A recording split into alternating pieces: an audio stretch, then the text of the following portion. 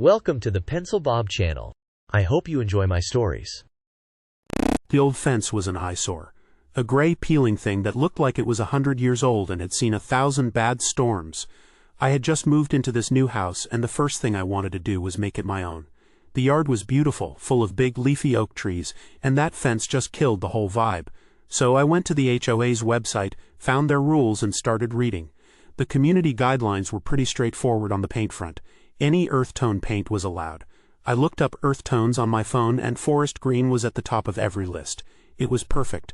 It would blend right in with the oak trees and the new flower beds I was planting. I felt like I was being a good neighbor and a rule follower all at once. I went to the hardware store, grabbed a couple of 5-gallon buckets, and spent the entire weekend painting. The weather was perfect, a nice breeze blowing, and the fresh air smelled like pine and new paint. It was hard work, but by Sunday evening the fence looked amazing.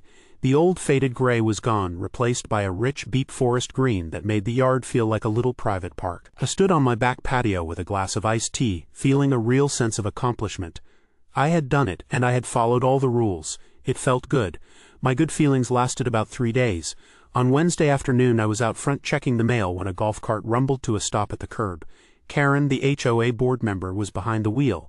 She was a woman who seemed to live her life in shades of lavender. Her golf cart was a pastel purple, her blouse was a faint lilac, and her front yard, which I could see from my driveway, was a carefully planned explosion of lavender bushes. She got out of the cart, her face scrunched up like she'd just smelled something bad. She didn't even say hello, she just pointed a finger at my fence. "That," she said, her voice sharp and loud, "that is not an earth tone. It's a visual assault." I was taken aback. "It's forest green," I said, trying to be friendly. "It's literally a color you find in nature. The guidelines say earth tones, and this is about as earth-toned as it gets," Karen just scoffed. "The guidelines are subject to board interpretation. The spirit of the rule is to maintain a calming aesthetic. That jarring green is anything but calming. It's aggressive." "Aggressive," I laughed, but she didn't find it funny. "It's the color of the trees right next to it.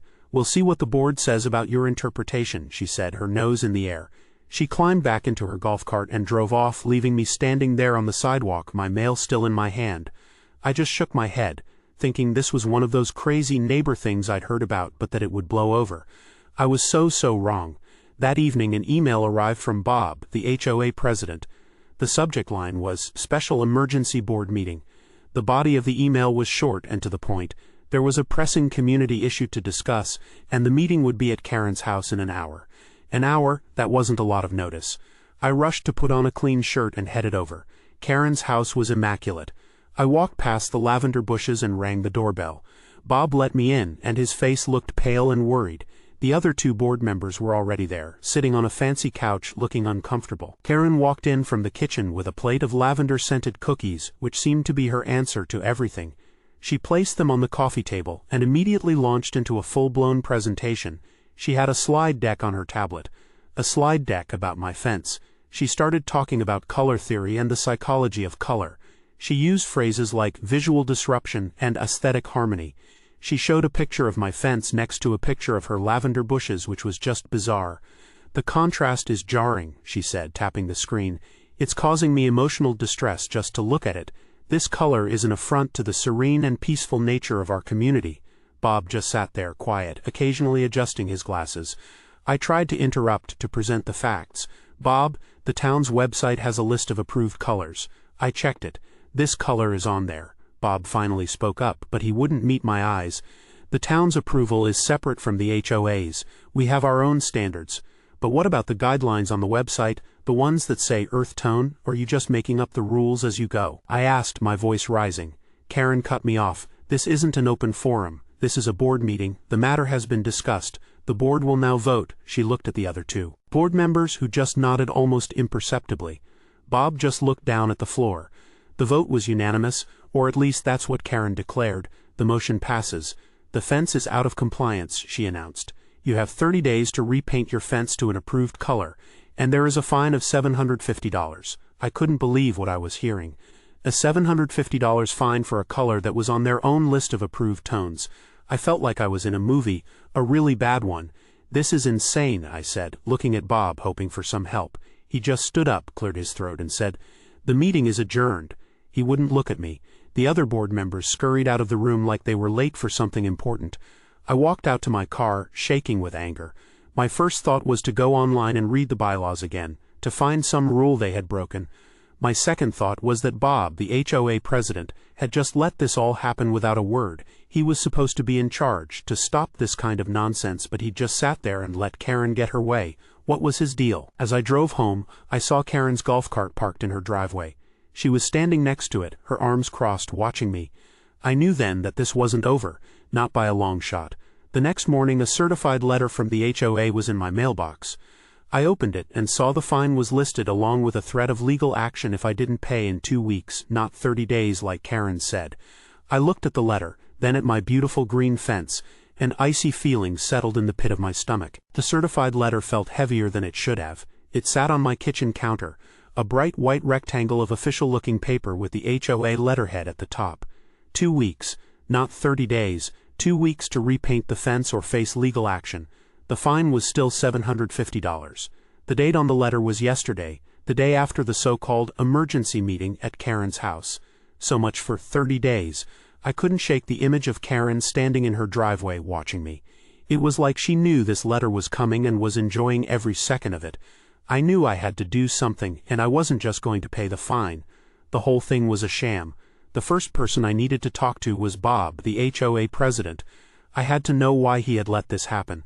I found his number in the community directory and called him. He picked up on the third ring, his voice sounding tired and thin.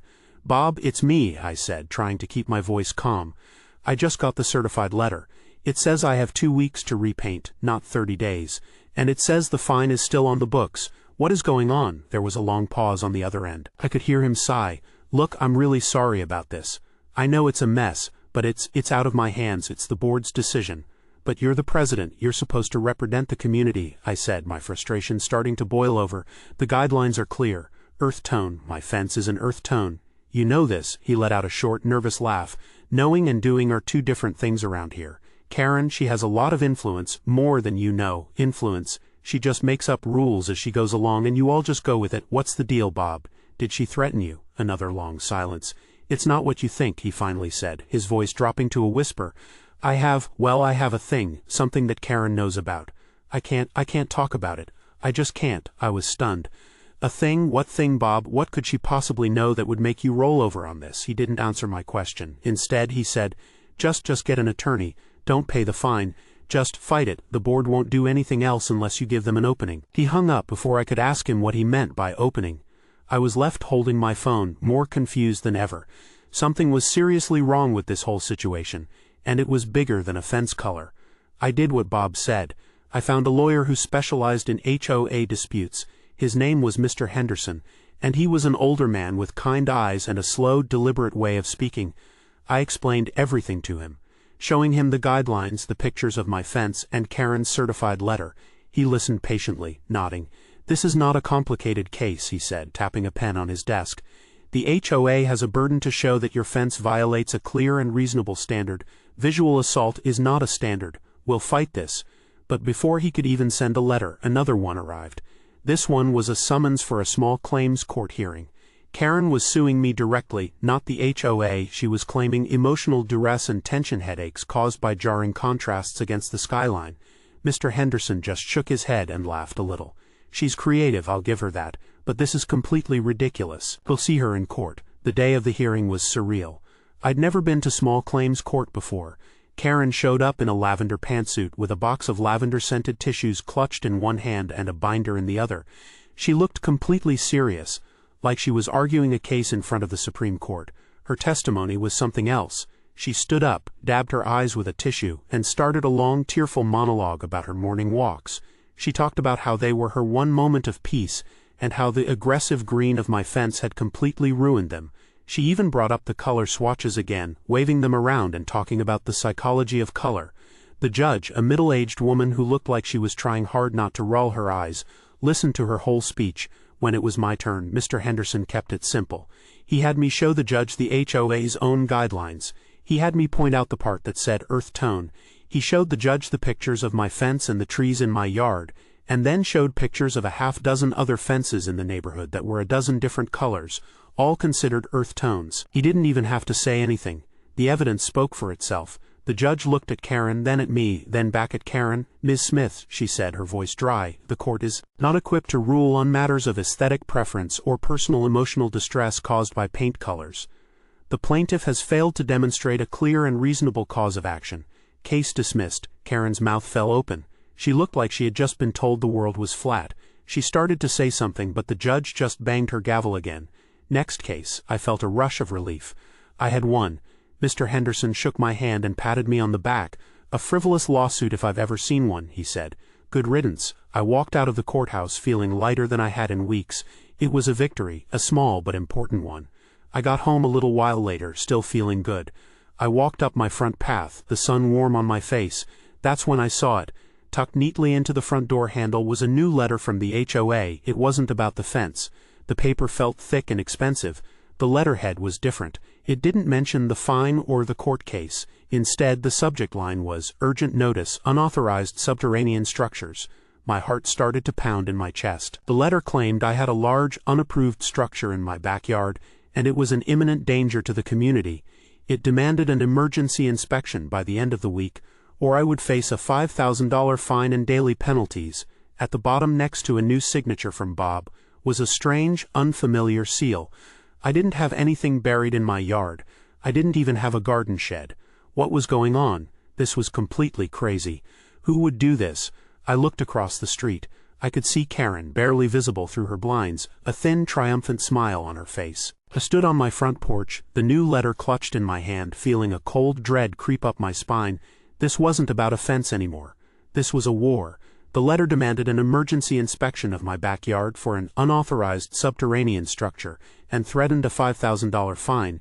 It was signed by Bob, the president, but the seal at the bottom was strange. It was a crest I'd never seen before, with a picture of a stylized tree and the words, "Greenfield Ventures." I didn't know what that meant, but it didn't feel right. I glanced over at Karen's house.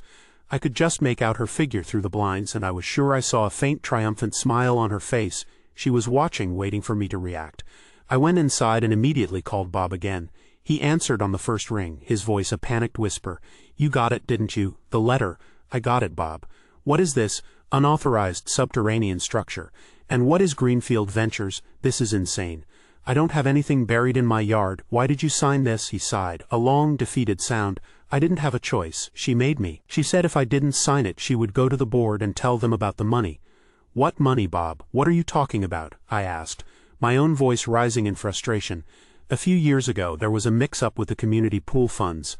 I accidentally paid the wrong vendor twice, and it was a mess to clean up. It wasn't a big deal, and I paid the money back out of my own pocket, but Karen, she got a copy of the old invoices. She said she'd go to the board and say I was embezzling funds if I didn't do what she told me. She's been holding it over my head for months now. She makes me do all of her dirty work." I felt a pang of sympathy for him, but it was quickly replaced by anger. "So she's blackmailing you, and you're just going to let her terrorize everyone because of some old invoices? This is ridiculous, Bob." I know, but you don't know what she's like. She doesn't stop. Please just pay the fine or do the inspection and it will all be over." "No way," I said, my voice firm. "I am not paying a fine for something that doesn't exist, and I am not letting her into my backyard for a fake inspection." "What do you think she's trying to do?" He was silent for a moment. "I don't know," he finally whispered. "She just told me that you had some kind of underground pipe or cable that was unapproved and a danger to the community. It's all a lie. I'm so sorry, I can't talk anymore. Please be careful." And with that, he hung up, leaving me with more questions than answers. I decided to do my own investigation. First, the seal. I typed Greenfield Ventures into a search engine. The results came up right away. It was a local land development company, not a part of the HOA at all. Their website showed pictures of massive new housing developments being built on the other side of town. Why would their seal be on a letter to me? It made no sense. I then went to my backyard. The letter had mentioned the structure was in the back corner of the yard, near the fence line I had so recently painted. I grabbed a shovel from the garage and started to dig. I wasn't going to wait for Karen's emergency inspection. If there was something there, I was going to find it. I dug a small hole, then another a few feet from the fence. Nothing but dirt and tree roots. I expanded the search area, digging a few more holes, but still nothing. I was about to give up when my shovel hit something hard. It wasn't a rock, it was metal. I started to dig more carefully, my heart pounding. I dug a shallow trench, following the outline of the object. It was a metal plate about a foot long with a series of wires connected to it. It was buried just a few inches below the grass. It wasn't a pipe or a cable. It was some kind of electrical or sensor device. What was it? And why was it in my backyard? I had no idea what it was for, but I knew for a fact it wasn't mine. I had just moved in a month ago, and the last thing I did was bury things in the yard. I pulled out my phone and took a few pictures of the strange device. The wires snaked away under the grass toward the fence line, and I wondered where they went. Was this something Karen had planted to frame me? It seemed entirely plausible. I was about to cover the device back up when I heard a faint noise. I looked up. The air felt thin, and a sudden chill prickled my skin. Across the street, on her back patio, Karen was standing there. She was holding a pair of binoculars, and she was staring directly at me, a thin, satisfied smile on her face. She knew I had found it. She had been watching the whole time. I dropped the shovel and stared at Karen. Her face was barely a smear of white behind the blinds, but the binoculars were unmistakable. A little chill ran through me. She wasn't just messing with me, she was watching me. The weird metal device in my yard, the bizarre letter from the HOA, the threats, it was all connected to her, and she was waiting to see what I would do. I needed to get that thing out of the ground and figure out what it was. I looked around, but the street was quiet. I quickly shoveled dirt back into the hole, covered the area where the device was buried with a large decorative pot, and went inside, pulling the blinds shut. I felt like I was in a spy movie. The device was cold and heavy. It was a black rectangular box, about the size of a paperback book, with a small antenna sticking out one end, and a bunch of wires trailing from the other. It didn't look like anything I recognized. It didn't have a brand name or any clear markings. But what it did have was a tiny pinhole-sized lens on one side, a camera, and another tiny hole barely visible unless you were looking for it, a microphone. She hadn't just planted something to frame me, she had been spying on my backyard. A hot wave of anger rushed through me. I immediately called my friend Mike, who was an electrician and knew a lot about this kind of stuff. I told him I had a strange device I needed him to look at, and he said he would come over after work. When he arrived, he was surprised. He spent about 10 minutes carefully examining it, using a small magnifying glass and some tools he'd brought. "This is not a surveyor's tool," he said, shaking his head. "And it's not a utility marker. It's a custom-made surveillance device. This thing records audio and video and sends it to a remote location. It's high-tech stuff, probably military grade. This wasn't cheap." I felt sick. "Someone buried this in my yard. I just moved in. I have a feeling I know who did it." Mike looked at me, his face serious. "You have a major problem here. This is a huge invasion of privacy. You need to call the police." I thought about it. I could call the police, but I didn't have any hard evidence that Karen planted it. She'd just deny it, and the police would probably write it off as a neighbor dispute. I needed to know more. I had to get to the bottom of this. I remembered Bob's panicked phone call and his comment about Greenfield Ventures.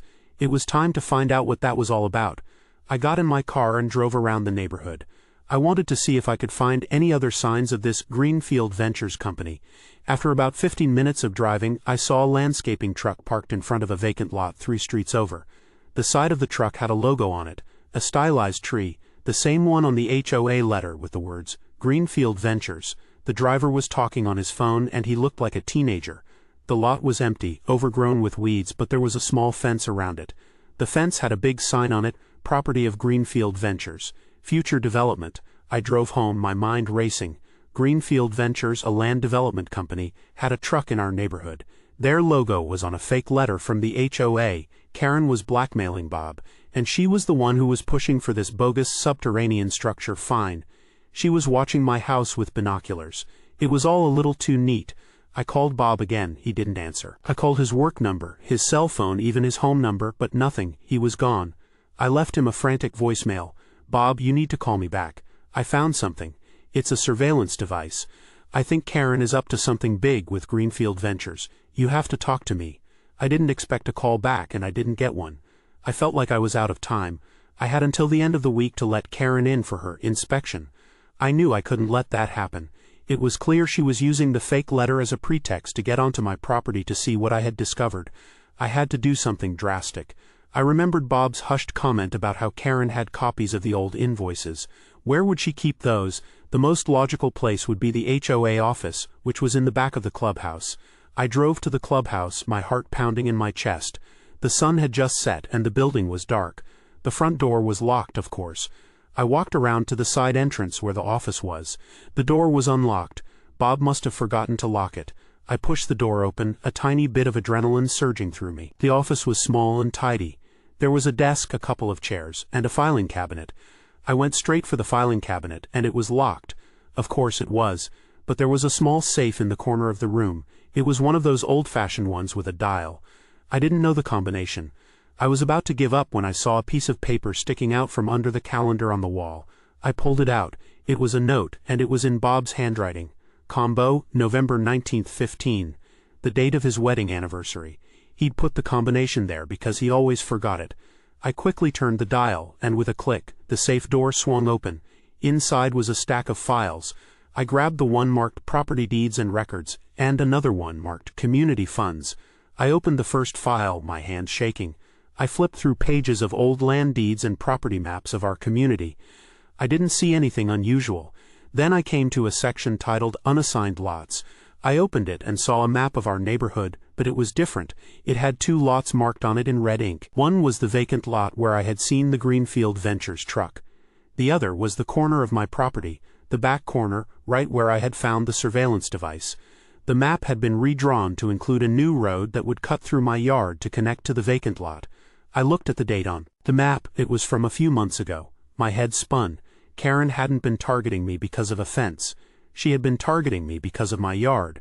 They were trying to get my property to build a road, and the fine, the court case, and the surveillance were all part of a plan to force me out. But as I flipped through the Community Funds folder, a new and terrible thought came to me. The paper was crisp, the ink fresh. It was a new contract. Not a contract for the road, but a contract with Bob's name on it. I read the contract and my heart sank. Bob had signed a new contract with Greenfield Ventures, not just to sell the vacant lot but to act as their community liaison and use his power as HOA president to facilitate the development. He was getting a large sum of money for every step of the process. He hadn't been blackmailed. He had made a deal. And now, as I stood there in the dark office, a car pulled up outside, its headlights shining through the window, bathing the room in a bright white light. The car door opened, and I heard a voice. "Bob, what are you doing in here? The light is on." It was Karen. The car lights pinned me against the safe, the files still in my hands. The car door opened, and Karen's voice, sharp and cold, sliced through the quiet. "Bob, what are you doing in here? The light is on."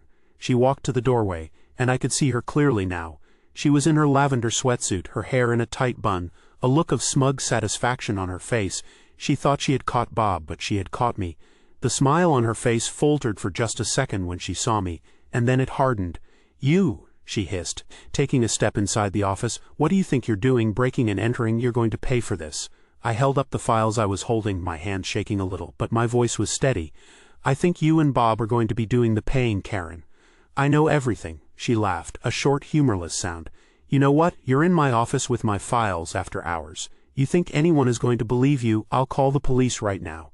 She reached for her phone, but I was faster. "I found the surveillance device in my backyard," I said, and she froze. "The one with the camera and the microphone. The one you had planted to spy on me. The one you were looking for with your binoculars." Her eyes went wide and the smugness completely fell away. She took a step back. "I don't know what you're talking about," she said, but her voice was weak and she was clearly shaken. "That's a wild accusation." "It's not an accusation," I said, walking toward her, holding the files out. "It's a fact, just like this." I pulled out the map of the neighborhood, the one with my property marked with a red line. "This map shows a new road cutting through my yard. That's why you've been doing all this, isn't it? The fence, the fines, the lawsuit, it was all to harass me, to get me to sell my property to your friends at Greenfield Ventures." "That's a complete lie," she yelled. But she couldn't hide the fear in her eyes. "That map isn't official. It's just a doodle. It's dated, and it was in the official property deeds file," I countered. "But that's not all. This is the real reason you've been doing this." I held up the other file, the one with Bob's name on it. I found the contract. The one Bob signed with Greenfield Ventures. He wasn't being blackmailed, was he? He made a deal. You two made a deal to sell out this neighborhood to a land development company, and you were going to use your power on the board to make it happen. Karen's face turned a shade of purple, but before she could say anything, a car pulled into the parking lot. It was one of the other board members, a quiet woman named Linda who hadn't said a word at any of the meetings. She walked to the door, a confused look on her face. "Karen, what's going on? I saw the lights on. Is everything okay?" Karen spun around, a flash of pure panic on her face. Linda, everything is fine. This person is just leaving. She tried to push me toward the door, but I stood my ground. No, everything is not fine, Linda, I said, my voice as loud as I could make it without yelling. Karen and Bob have been in a secret deal with a land development company to build a road through my yard. They planted a spy camera to try and frame me and force me to sell my home. Bob has been taking money from them to use his position as president to make it all happen. Linda looked from me to Karen, her eyes wide with disbelief. What? She whispered. She's lying, Linda. She broke into the office and she's making up stories, Karen said, trying to grab the files from my hands. I held them tight. I can prove it, I said, looking at Linda. The files are all here. The map, the contract, the proof of payment. It's all right here in the safe. I pointed to the open safe. Linda looked at the safe, then at the frantic look on Karen's face, and she knew. She pulled out her phone. I'm calling the police, she said, her voice shaking but firm. Karen's face went from purple to a sickly gray. You can't, she pleaded. Think about the community. Think about what this will do to everyone. You should have thought about that before you tried to destroy one of the community members for your own personal gain, Linda said, her fingers flying across her phone. The police arrived about 15 minutes later. Linda had stayed and explained everything. I handed the officers the files and explained what I had found. They took statements, they took the files, and they took Karen away in handcuffs. As they were leading her away, her eyes met mine. There was no anger, no triumph, just a deep, terrifying emptiness. The next day, the news was all over the local channels. The HOA was in complete turmoil. Bob had disappeared, and a warrant was out for his arrest. The other board members, furious and feeling betrayed, immediately called an emergency meeting and voted to dissolve the HOA entirely. The whole thing was over, but it didn't feel like a victory. My yard was still a mess from where I had dug up the camera. The neighbors were all talking behind their hands, not sure who to believe, and not wanting to get involved. I had my house, but I also had a community that felt broken and tainted. I got my revenge. I destroyed Karen and the HOA, but the cost was a piece of the peace I had moved here for. The fence, that beautiful forest green fence, was still there, but now, every time I looked at it, I remembered how it all began, and how a simple coat of paint can reveal the darkness hiding just beneath the surface of a perfectly manicured lawn. This whole story is just a case study in what happens when someone with zero power gets a tiny amount of it and runs wild. The emotional damage lawsuit is the part that really gets me. Claiming that a fence color gave her headaches is so mind-numbingly stupid and self-important that it's almost impressive. What an absolute clown show. The fact that the HOA board, especially Bob, just sat there and let her railroad a fellow resident over something so insignificant shows a complete failure of leadership and a deep-seated cowardice. They deserve to be dissolved just for being spineless. You'd think people would have better things to do with their lives than plot against a new neighbor over a can of paint. When did this go from a petty neighbor spat to a full-blown criminal conspiracy? A spy camera, a fake letter about subterranean structures. This is beyond ridiculous. She didn't just want a new fence. She wanted to harass this person into selling their property so she and her buddy Bob could make a quick buck. This is a felony, not an HOA violation. The fact that it took the homeowner digging in their own yard to find a military-grade surveillance device is just wild. I'm glad Linda stepped up, but man, how did nobody else see this coming? The whole thing is so over-the-top evil it's hard to believe it's not a movie. My biggest frustration with this whole thing isn't even with Karen or Bob. It's with the rest of the neighborhood. The other board members just sat there, nodding along, too scared to stand up to a single woman with a superiority complex and a love for lavender. And the rest of the community, the ones who looked at the homeowner like they were the problem when the dues went up, that's where the real sickness lies. It's the apathy, the quiet acceptance of injustice because it wasn't happening to them. They were so quick to believe the worst about the new person, and so unwilling to question the obvious power trip Karen was on. This isn't a story about a corrupt HOA, it's a story about a broken community that allowed itself to be controlled by a crazy person. The final act of dissolving the HOA doesn't make them heroes. It just shows they finally cared when the corruption hit the front page.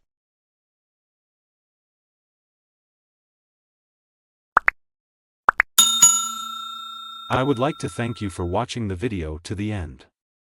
To encourage us to make more videos, please like, subscribe, comment, as well as share. Check out this other video if you haven't already.